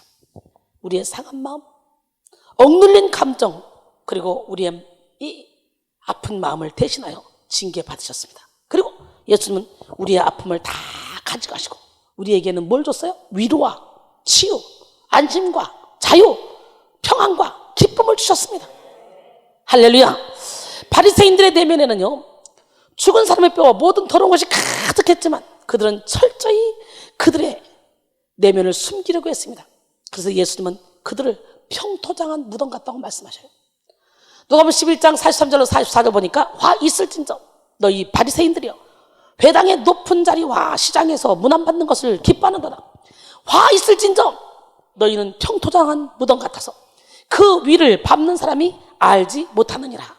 당시에 돈을 주고 땅을 구하지 못한 가난한 사람들은요, 가족이 죽으면 땅을 조금 판 후에 평토장하였는데 이 평토장한 무덤이란 분봉을 만들지 않고 평평하게 만드는 무덤을 가리키는 거예요. 원래 헬라어로는 보이지 않는 무덤이라고 말하는데 우리나라 문화에 따라 평토장이라고 번역한 것입니다. 이 평토장한 무덤은 무덤이라는 표시가 전혀 나지 않기 때문에 많은 사람들이 부정하게 되죠. 그 무덤을 그냥 아무 생각 없이 밟고 지나가기 때문에. 예수님은 누가복음에서 자신도 모르는 사이에 부정하게 만드는 이 평토장한 무덤을 가리켜 바리새인들과 같다고 말씀했어요. 속을 감추는 일에 급급했던 바리새인들은 자신들의 실체를 드러내는 그런 예수님의 설교를 싫어했습니다. 두려워했습니다. 자기 감정을 억압하며 외식하는 사람들도 어떻게든 자기 자신을 포장하고 감춰서 자기 속을 드러내려고 하지 않습니다. 오늘날 교회도 적나라하게 확 드러내면, 실체를 드러내는 설교를 하면 가슴이 찔러오죠. 찔러오면 어떻게 해야 돼? 회개해야 되잖아요. 그게 아니라 나를 때리네, 나를 치는 설교하네, 내 약점을, 내 자존심을 왜 건드리는 거야? 여기는 비밀이 없대. 그런데요, 우리는 다 드러내야 돼. 우리 하나님은 드러내고 치는 하나님이야. 할렐루야. 바리새인들은 드러나는 걸 싫어했어요. 자꾸 감추는 거예요. 위선. 외식은 짐을 다른 사람에게 또 지웁니다. 외식은 뭐라고요? 외식은 겉만 꾸미게 하고, 또 외식은 속을 감추게 하고, 그리고 외식은 다른 사람에게 짐을 지웁니다. 외식은 희생을 몰라요. 외식하는 인생은 말로만 헌신하고 말로만 희생합니다. 그들은 정직한 희생과 섬김의 의미를 모릅니다. 마가복음 7장 6절에 이르시되 이사야가 너희 외식하는 자에 대하여 잘 예언하였도다. 기록되었을 때 이 백성이 입술로는 나를 공경하되 마음은 내게서 멀도다 그랬어요. 마태복음 23장 3절로 4절 보니까 그러므로 무엇이든지 그들이 말하는 바는 행하고 지키되 그들이 하는 행위는 본받지 말라. 그들은 말만 하고 행하지 아니하며 또 무거운 짐을 묶어 사람의 어깨에 지우되 자기는 이것을 한 손가락으로도 움직이려 하지 않는다. 여러분, 이게 외식하는 자들이에요. 사실 희생과 헌신은 예수님의 방법이자 하나님 나라의 법칙입니다. 그래서 요한복음 12장 24절로 25절 보니까 내가 진실로 진실로 너에게 이르노니 하늘의 밀이 땅에 떨어져 죽지 아니하면 하늘 그대로 있고 죽으면 많은 열매를 맺느니라. 자기 생명을 사랑하는 자는 잃어버릴 것이요 이 세상에서 자기 생명을 미워한 자는 영생하도록 보존하리라. 제가 하늘의 밀알이 되어 땅에 떨어져 죽어버렸더니 저를 통해 얼마나 많은 영혼들이 벌떡벌떡 살아납니까? 할렐루야. 예, 사실 희생과 헌신은요, 예수님이 우리에게 요구하시는 겁니다. 우리는 예수님이 하신 그 일을 그대로 따라가야 돼요. 우리 주님은 살아계시고 사랑의 구주를 죽게 했습니다. 뭐가? 주님이 우리를 너무너무 사랑하시기 때문에 저와 여러분 대신 십자가에 못 박혀 죽으시고 우리를 살려주셨습니다. 그렇게 우리도 죽어야 돼요. 우리도 죽어서 나를 통해 믿지 않는 많은 영혼을 살려내야 됩니다. 그런 책임과 의무가 우리에게 있습니다. 사랑이 구주를 죽게 했네. 왜 날 사랑하나. 겸손히 십자가 지시었네. 왜 날 사랑하나, 왜 날 사랑하나, 왜 날 사랑하나,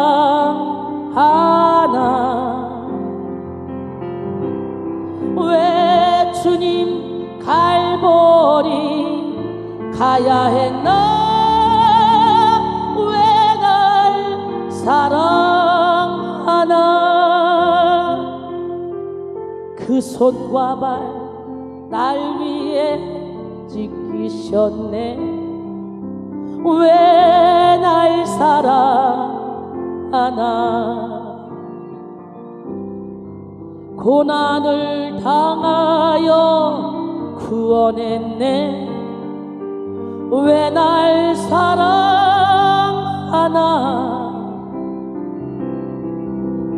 왜 날 사랑하나,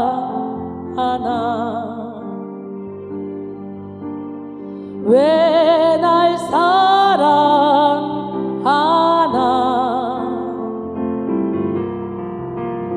왜 주님 갈보리 가야 했나, 왜 날 사랑하나. 내 대신 고통을 당하셨네. 왜 날 사랑하나. 죄 용서 받을 수 없었는데 왜 날 사랑하나,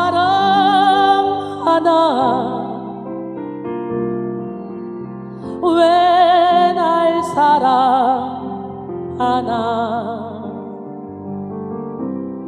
왜 날 사랑하나,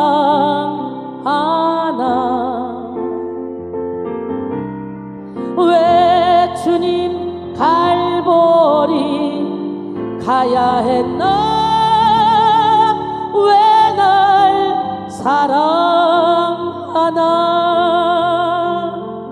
일할 수 있을 때 힘써 일하라.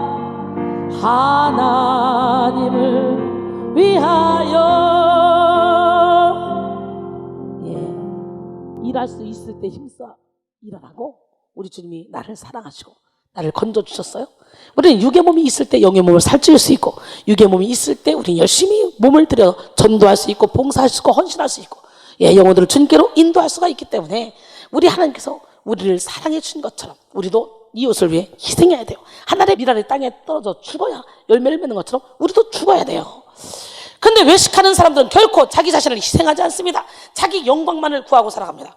사랑하는 성도 여러분, 겉만 지장하고 속은 감추며 짐을 다른 사람에게 지우는 외식의 삶을 살면 억압된 감정으로부터 자유할 수가 없습니다. 자기 내면의 실체를 숨기고 두껍고 완벽한 가면을 쓰고 살아가는 사람들은 거짓 인생을 살 수밖에 없습니다. 그 결과 자신이 진정으로 느끼는 솔직한 감정은 자신의 가면에 부합이 되고 도움이 된다고 생각하는 경우에만 받아들이고, 그렇지 못할 때는 마치 자기 자신의 것이 아닌 것처럼 억눌러 버리게 됩니다. 우리는 무의식 세계에 억압된 감정을 치유받고 겉과 속이 같은 사람이 되어야 돼요. 할렐루야. 그래서 참된 자유를 누려야 돼요. 언제든지 무의식 세계에서 뭔가 팍 튀어나와도 그것이 사랑이고 희락이고 화평, 인내, 자비, 양선, 충성, 온유, 절제의 열매가 돼야 돼. 혈기, 원망, 부정적인 생각, 간음, 탐욕, 악독, 속임, 음탕, 질투, 비방, 교만, 우미야, 호색, 더러운 거, 우상숭배, 수술, 원수면거, 분쟁, 시기, 분냄, 단정, 분할, 이단, 투기야, 방탕, 술취, 이런 것들이 아니라 무의식에서 탁 튀어나오는 그 자체가 바로 예수 그리스도의 사랑이 튀어나와야 된다. 할렐루야. 하나님은 겉과 속이 같은 사람을 사용하십니다. 겉과 속이 같을 때 성령의 능력으로 하나님의 뜻을 이루며 살아갈 수 있습니다. 이 시간 억압된 감정을 치유받기 위해 하나님 앞에 우리의 감정을 솔직하게 내어놓읍시다. 드러냅시다. 하나님의 마음에 합한 사람 다윗은 언제나 하나님 앞에서 아주 진솔한 기도를 드렸습니다. 절반 이상의 시편이 다윗의 기도로 구성되어 있는데요, 다윗이 얼마나 솔직하게 기도했는지 시편을 보면 알 수가 있어요. 그래서 시편을 다윗을 보는 창이라고 말하기도 합니다. 다윗은 자기의 마음에서 일어나는 감정을 조금도 숨기거나 위장하지 않고 하나님께 그대로 토해냈습니다. 미움과 두려움을 토해냈고 분노와 근심을 쏟아놓았습니다. 그리고 거기에서 그치지 않았어요. 하나님께 이렇게 기도했습니다. 자기가 모르는 무의식의 세계, 사자권의 어둠까지도 다 감찰해서 몰아내달라고 기도하는 거예요. 시편 139편 23절 24절 따라합니다. 하나님이여, 나를 살피사 내 마음을 아시며 나를 시험하사 내 뜻을 아옵소서. 내게 무슨 악한 행위가 있나 보시고 나를 영원한 길로 인도하소서. 근데 사도 바울도 마찬가지예요. 약한 걸 자랑해요. 그래서 궁핍과 박해와 곤고를 자랑한대요. 약할 때 강함 주신 하나님을 만난대요. 그러면서 자기의 속마음을 그대로 드러냅니다. 말씀의 빛을 깨닫고 났더니 죄인은 살아나고 난 죽었는데 내 안에 두 가지 법이 있는데 내가 자꾸 선을 행하기를 원하는데 이 선을 행할 능력이 내게는 없어. 죄의 법이 나를 자꾸 사로잡아 가. 그래서 하나님의 기뻐하지 않는 일을 하게 하네. 아, 난 진짜 곤고한 사람이랴. 이 사망의 몸에서 누가 나를 건져낼까 탄식하죠. 예, 참 다윗도 자기의 속마음을 그대로 드러내고 사도 바울도 속마음을 그대로 드러내네. 오늘 우리도 그들을 닮아서 속마음을 그대로 드러내서 감정을 치유받읍시다. 할렐루야. 바리새인과 같은 외식을 다 버립시다. 억압된 감정을 치유하는 능력의 기도가 있죠. 억압된 감정을 근본적으로 치료하는 영구적인 방법은 어디에 있어? 바로 하나님께만 있어요. 고대 그리스의 의사였던 히포크라테스는 코코아 잎을 씹어서 이 억압된 감정을 해소하려고 했다 그래요. 심리학에서는 대화를 통한 치료를 시도하고 현대의학은 전기 충격 요법으로 억압된 감정을 치료하려고 하는데 이 모든 것을 뛰어넘는 본질적인 치료는 뭐냐? 바로 하나님께 있습니다. 우리는 하나님께 기도하되 억압된 감정을 치유하는 능력의 기도를 해야 돼요. 하나님을 경외함으로 어둠의 감정을 영적 애통으로 승화시켜야 됩니다. 할렐루야. 하나님은 우리 영혼의 주권자이시자 심판자이십니다. 그러므로 우리는 사람 눈치를 볼 필요 없어요. 자기 감정을 억누른 채 살 필요도 없어요.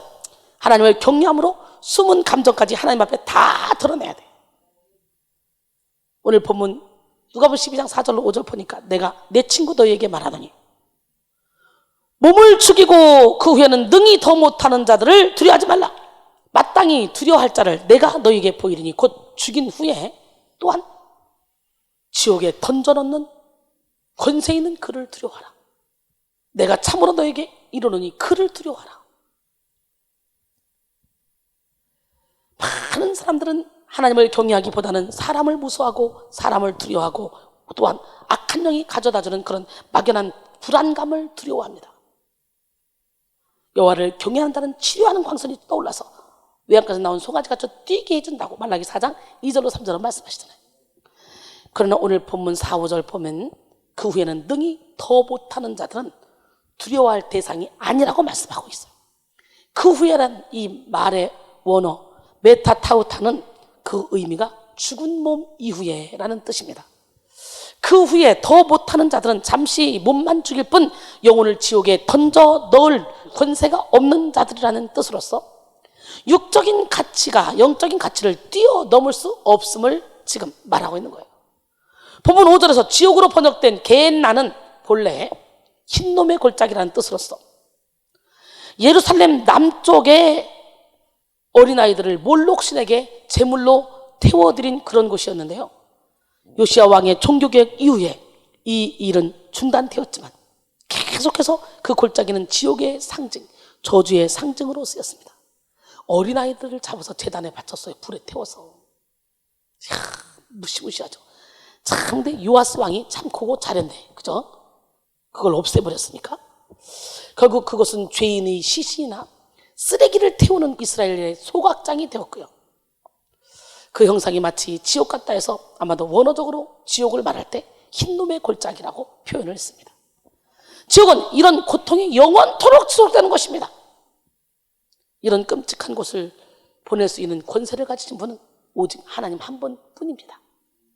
할렐루야. 인간이 두려움을 느껴야 한다면 궁극적으로 두려워야 될 그 대상은 바로 영혼을 영지옥으로 보내실 권세가 있는 하나님 한 분뿐이라는 거 다시 한번 기억하길 바랍니다. 그러므로 우리는 하나님을 경외함으로 우리 내면의 깊은 마음속, 이 마음속을 살펴봐야 돼. 하나님 앞에 모든 마음을 드러낸 후 하나님의 진리 앞에 우리의 감정을 점검받아야 됩니다. 생사화복을 주장하신 하나님, 자신의 감정이 어떤 감정인지 분별하기 위해서 그 하나님 앞에 우리 자신을 내어드려야 됩니다. 할렐루야. 그리고 자신의 마음속에 억압했던 감정이 패배의식이요, 자기 연민이며 이기적인 생각에서 나온 악이라면 우리는 애통하고 회개해야 돼요. 마음속에 잠재된 어두운 감정을 기도의 재료로 삼아서 하나님께 더 가까이 나아가야 합니다. 하나님은 우리가 하나님께 꺼내놓은 우리의 슬픔을 희락으로, 근심을 찬송으로 바꿔주시는 분이에요. 시편 30편 11절에 주께서 나의 슬픔의 변화에 내게 춤이 되게 하시며 나의 베옷을 벗기고 기쁨으로 띄우셨나이다.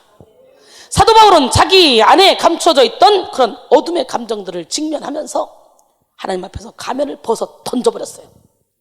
그리고 자신이 원하는 삶을 살지 못하게 하는 죄의 감정을 인정하면서 오란한 곤고한 사람이야, 누가 나를 이 사명 몸에서 건져내랴. 그리고 두 손 두 발 다 들고 주님께 항복했어요. 그리고 날마다 죽는 것을 자랑했어요. 그럴 때 진리 안의 자유 가운데 거하게 됐습니다. 로마서 8장 1절 2절 시작. 그러므로 이제 그리스도 예수 안에 있는 자에게는 결코 정죄함이 없나니 이는 그리스도 예수 안에 있는 생명의 성령의 법이 죄와 사망의 법에서 너를 해방하였습니다. 할렐루야. 그 다음에 억압된 감정을 치유하는 능력의 기도를 하기 위해서 우리는 이미 깊은 우리의 감정의 세계를 아시는 하나님을 신뢰해야 돼요. 하나님은 우리를 만드신 창조주시고 모든 건강한 감정의 근원이 되시는 분이에요. 참된 기쁨, 참된 만족, 참된 행복이 하나님께 있습니다. 거룩한 분노, 거룩한 애통, 거룩한 질투가 하나님께 있습니다. 그래서 우리가 진짜 하나님을 경외하고 하나님을 주인으로 모시면 우리도 거룩한 분노가 나야 되고 거룩한 애통이 나야 되고 거룩한 질투도 나야 되는 거예요. 하나님, 나 여호와는 질투하는 여호와라고 했어요. 우리에게 감정을 주신 하나님은 우리의 모든 감정 세계를 다 알고 계십니다. 하나님이 우리의 모든 깊은 것에서부터 사소한 것에 이르기까지 모든 것을 알고 계심을 나타내기 위해서 오늘 본문을 통해 머리털까지 다 되신다 라고 말씀하고 있는 거예요. 우리는 일거수일투족을 다 하나님께 읽힌 바 되고 있어요. 우리 하나님은요, 뼛속까지 통달하시는 말씀을 가지고 우리를 다 감찰하고 계셔요. 할렐루야. 오늘 본문 누가복음 12장 6절로 7절 참새 5마리가 두 아사리온에 팔리는 것이 아니냐. 그러나 하나님 앞에서는 그 하나도 잊어버리신 바가 되지 아니하는도다. 너에게는 심지어 머리털까지도 다 세신 바 되었나니 두려워하지 말라. 너희는 많은 참새보다 귀하니라. 할렐루야. 본문 6절에서 아사리온이 등장하죠. 이것은 로마의 가장 작은 동전 화폐 단위입니다. 로마 화폐 드라크마의 10분의 1에 해당되고 데나리온에는 16분의 1에 해당이 됩니다.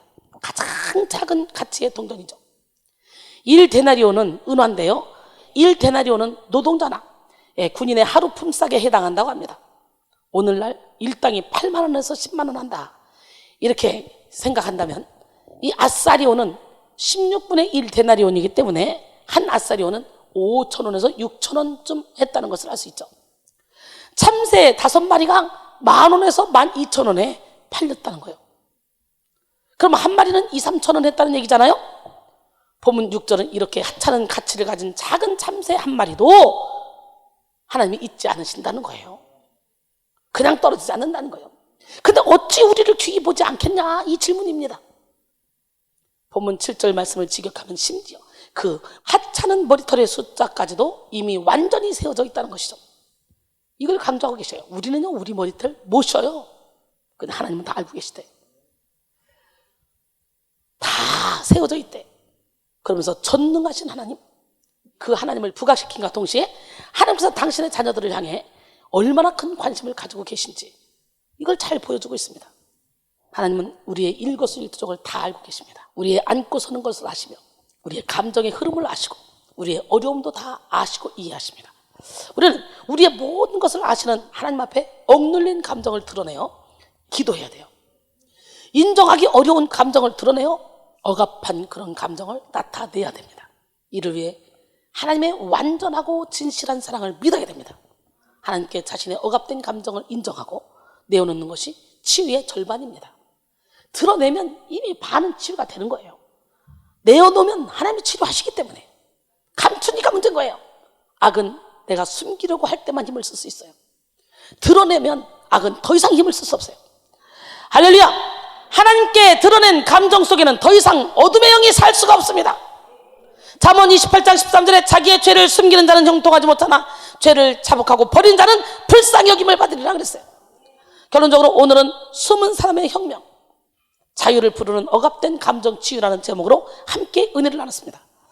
사랑하는 여러분, 감정은 하나님이 주신 선물입니다. 우리는 하나님의 뜻과 방법대로 우리의 감정을 누리며 다스려야 됩니다. 성령의 다스림을 받은 감정은 인생을 아름답고 풍성하게 만들어요. 할렐루야! 하지만 죄의 지배를 받고 있는 감정은 믿을 것이 못 됩니다. 그래서 죄로 물든 감정에 이끌리는 사람들은 사탄에게 속기가 아주 쉽죠.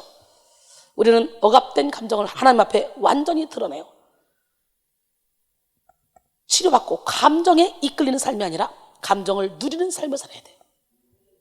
이 시간 여러분 모두가 모든 죄악된 감정을 하나님 앞에 드러내어 십자가에 다 못 박으시고 성령으로 거듭난 감정 능력자로 서시기를 소원합니다. 머리털까지 세시는 하나님의 사랑을 신뢰하시고 하나님을 경외하는 사람, 그런 사람은 사람들에게 인정받기 위해 자기 감정을 억누르지 않습니다. 머리털까지 세시는 하나님의 사랑을 신뢰하고 하나님을 경외하는 사람, 이런 사람은 사람들에게 인정받기 위해서 자기 감정을 억누르지 않아요. 또 자기 감정에 매여서 치우친 삶을 살지도 않습니다. 하나님의 사랑과 진리 안에 거하는 사람은 모든 외식의 옷을 벗어버리고 가면을 벗어버리고 진실하고 풍성한 감정, 자연스럽고 질서 잡힌 감정으로 행복을 누리며 하나님의 뜻을 이루며 살아갑니다. 이 시간 여러분 모두가 억압된 감정을 치유받고 하나님의 사랑과 진리 안에서 거듭난 감정을 소유해서 이 땅에서 천국을 누리는 기적의 주인공이 되기를 원합니다. 멋쟁이 하나님, 기적의 하나님은 오늘 시간에도 자유를 방해하는 억압된 감정을 치유해 줄 줄로 믿습니다. 여러분은 진리 안의 자유 가운데 거할 자격이 있는 사람이에요. 왜?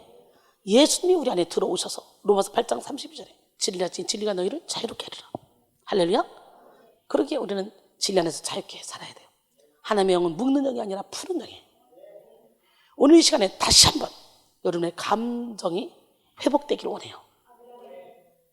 그래서 그냥 있는 모습 그대로 어린아이 같은 심령으로 기뻐할 수 있고 감사할 수 있고 모든 감정이 하나님 손에 붙들림 받음으로 말미암아 그냥 사랑이나 화평인데 자비양선 충성은요 절제 그냥 아무 생각 없이 무의식 세계에서 팍 터져 나오는 말까지도 다 하나님이 기뻐하는 그런 행동과 언어가 나오기를 주님의 이름으로 축원합니다. 우리가 억압된 감정을 확 풀어서 치유받고 나면 외양간에서 나온 송아지같이 뛰는 거예요. 여호와를 앙망하는 자에게 주시는 새 힘을 받게 되는 거예요. 주를 앙망하는 자 올라가 독수리같이 은혜 안에 뛰놀며 주의 영광 보리라. 올라가 독수리같이 주 앙모하는 자, 주 앙모하는 자, 주 앙모하는 자 늘 강건하리라. 주를 앙모하는 자 올라가 독수리같이 모든 싸움 이기고 근심 걱정 벗은 후 올라가 독수리같이 주 앙모하는 자, 주 앙모하는 자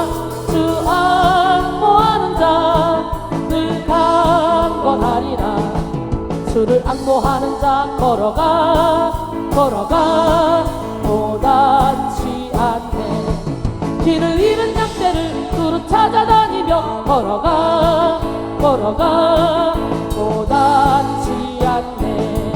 주 악모하는 자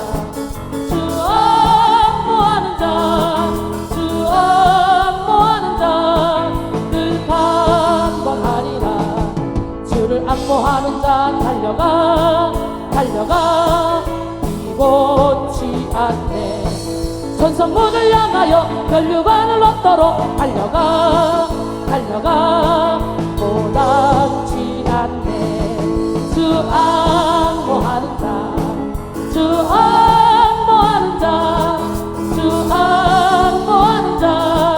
불칸 거다리라. 주를 악모하는 자 올라가 독수리같이 은혜 안에 피 걸며 주의 영광 보리라. 올라가 독수리같이 주 악모하는 자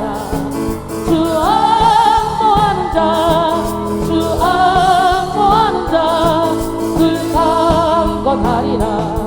주를 악모하는 자 올라가 독수리같이 모든 싸움 이기고 근심 걱정 벗은 후 올라가